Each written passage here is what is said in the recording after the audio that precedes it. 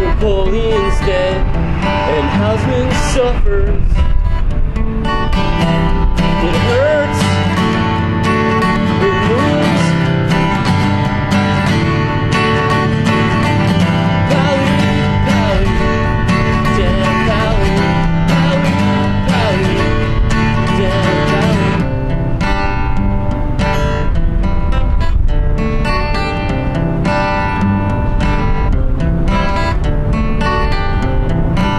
Teens get the Mexican and his girl from New England. I talk about Yale in South Africa with a girl that knows them both, and I don't know either.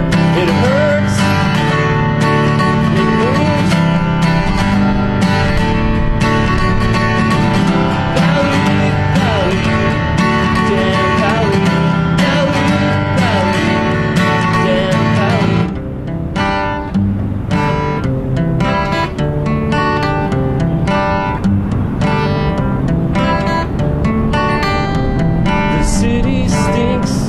But I love her. Punks all around, lower the barometer. Melted sandwiches and no AC.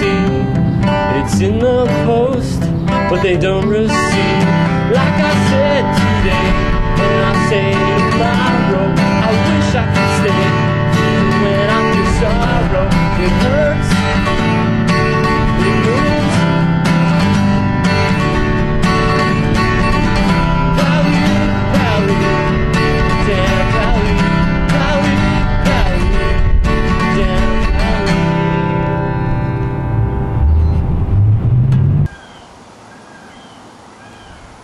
Geneva take 23.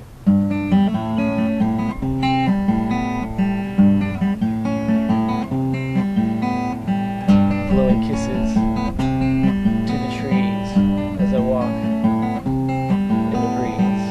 Somewhere in the middle, I belong. With you so near, our pain would disappear. Sitting on the small balcony, glowing in the summer night.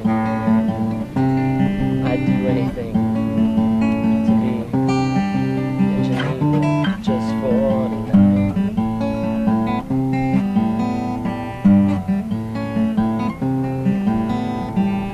Holding hands to CDG, I wonder if she misses me. Nearly missed my train as she taxied to the plane earlier. Not yet. Dogs swimming upstream in the lake. Sunbathers and diplomats. We're together just for a break.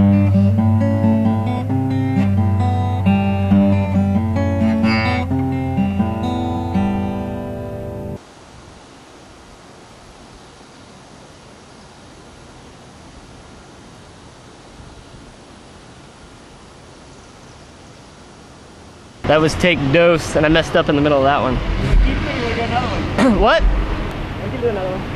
Yeah. One last one.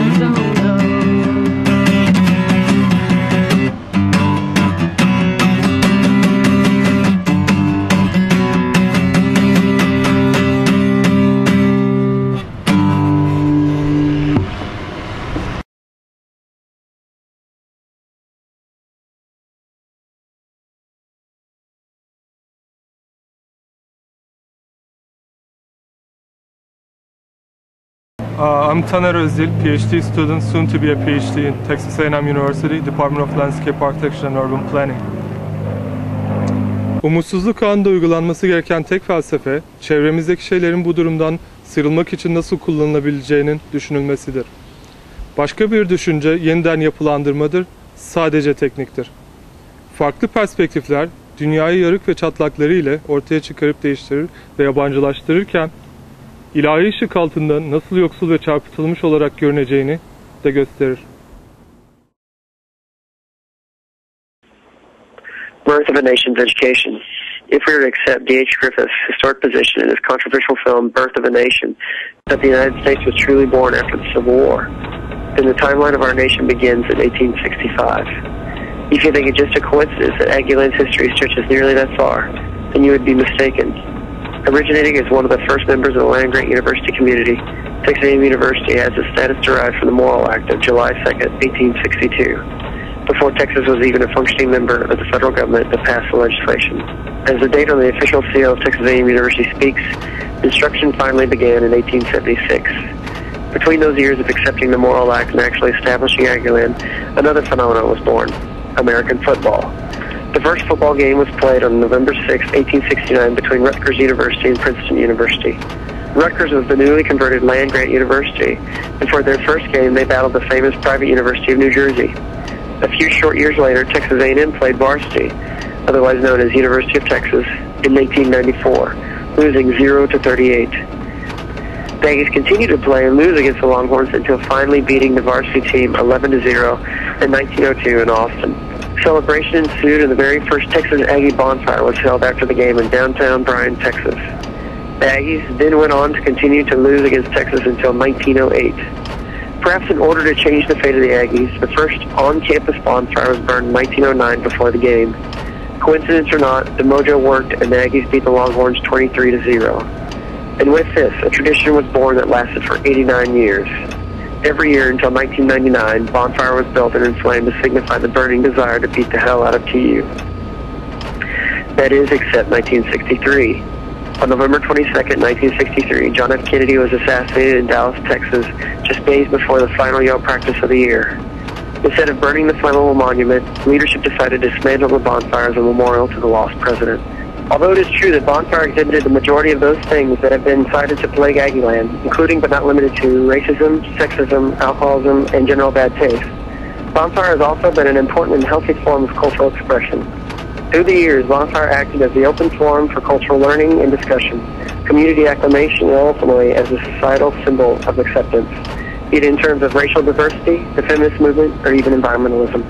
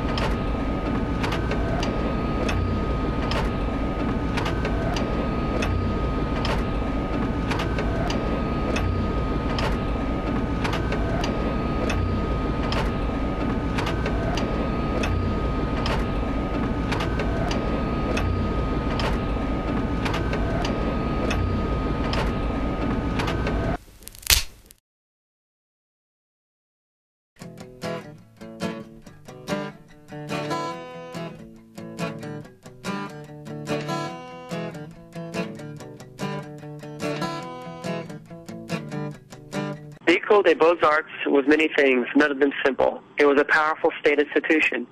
It championed certain aesthetic traditions and ideals, a means of selecting and promoting talent. Above all, it was the most powerful cultural entity that ever existed for the training of highly skilled architects.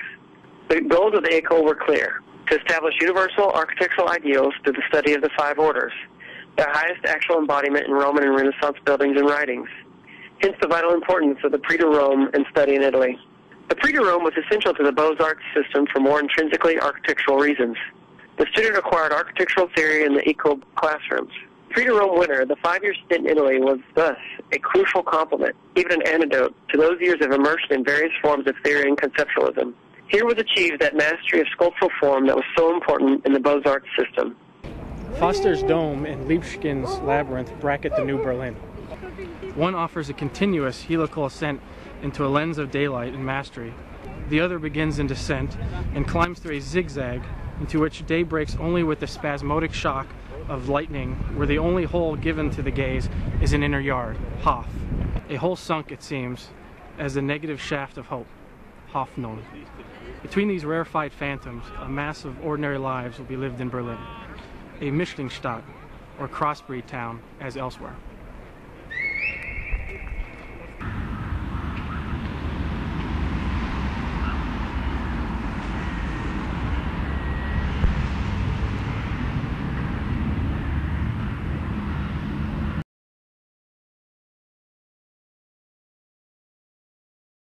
Peter Behrens,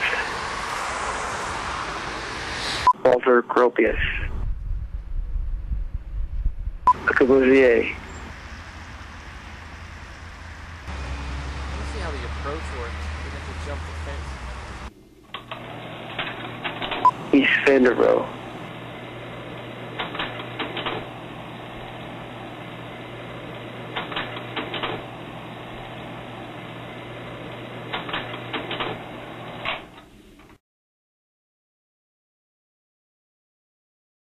Peter Eisenman,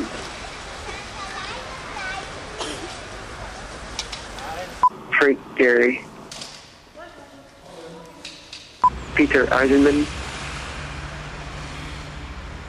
The Heinz-Galinsky School in Berlin creates an extended landform out of latent metaphors. Snake corridors, mountain stairways, and fish-shaped rooms are pulled together with an overall sunflower geometry. The small institution for 420 pupils is the first Jewish school to be constructed in Germany for 60 years. Built in the leafy suburbs of Charlottenburg, it literally keeps a low profile, 2 to 3 stories, and threads its sunflower geometry amid the existing trees. OMA. Zaha Hadid.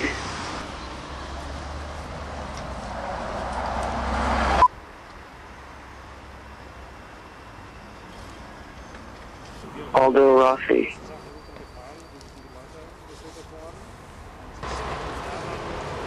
Daniel Liebskin.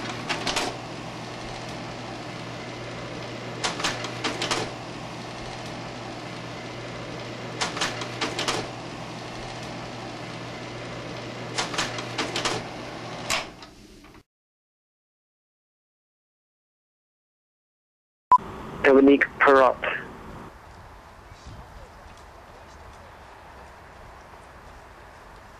Timothy Yon.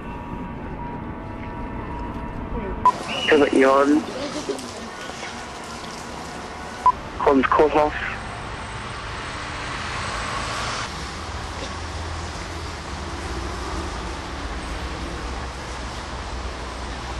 Enzo Piano.